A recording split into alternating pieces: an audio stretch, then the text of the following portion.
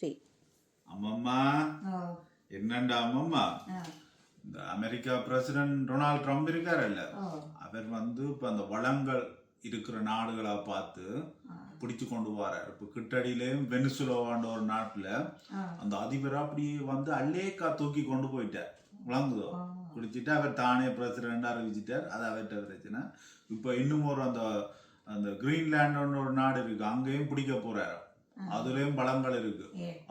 இப்ப அதெல்லாம் பிரச்சனை இல்லை, அவர் எங்க பிடிச்சிட்டு போ, அது பிரச்சனை இல்லை. இப்ப எங்களுக்கு அதால நன்மை இருக்கும்னுதான் பார்க்கணும். இப்ப இன்னும் அவருக்கு தெரிஞ்சு போச்சு. என்ன சொல்லுங்க, இலங்கையில மேனிப்பாய் யாழ் மாவட்டத்துக்குள்ள இருக்கு, மேனிப்பாயில இருக்கு அந்த நல்லெண்ணெய் ஆடை. அதையும் அவர் நல்லெண்ணெய் அமெரிக்கால இல்லையா, அப்ப அதையும் அவர் பிடிக்க போறாரா. விளங்குதோ இப்ப என்ன ஒரு நல்ல விஷயம் நடக்க போதும், அங்க பிடிக்க அந்த வட மாகாணத்துல இருக்கிற மக்கள் எல்லாரும் அமெரிக்கன் சிட்டிசனாக போயினோம். விளங்குதோ இது கணக்க பேருக்கு தெரியாதம்மா. விளங்கு இப்ப என்ன நடக்க போகுதுண்டாமம்மா, இவர் ராணுவத்தை அங்க போவார், ஹெலிகாப்டர் எல்லாம் போய் அங்க இறங்கி பிடிக்க போயினோம். அந்த நல்ல நாளுதான் பேர்னும் அமெரிக்காவுக்கு. இப்ப விளங்கு அப்ப நல்ல நாளை பிடிக்க வரைக்க அங்க இருக்கிற மக்களோ இலங்கை ராணுவமோ எதிர்க்க கூடாது. வாராசான்னு பிடிக்க விடணும். விட்டாத்தான் வட மாகாணத்துக்கு உங்களோட ட்ரம்ப் முதலமைச்சர் ஆயிடுவார். பிரதமர் ஆயிடுவார். விளங்குவாங்க. இப்ப நீங்கள் எல்லாம் கோர்ட்டுக்கு கேஸு அந்த காசுகள் லோயர் காசுன்னு கொடுத்து கொண்டிருக்கிறீங்க.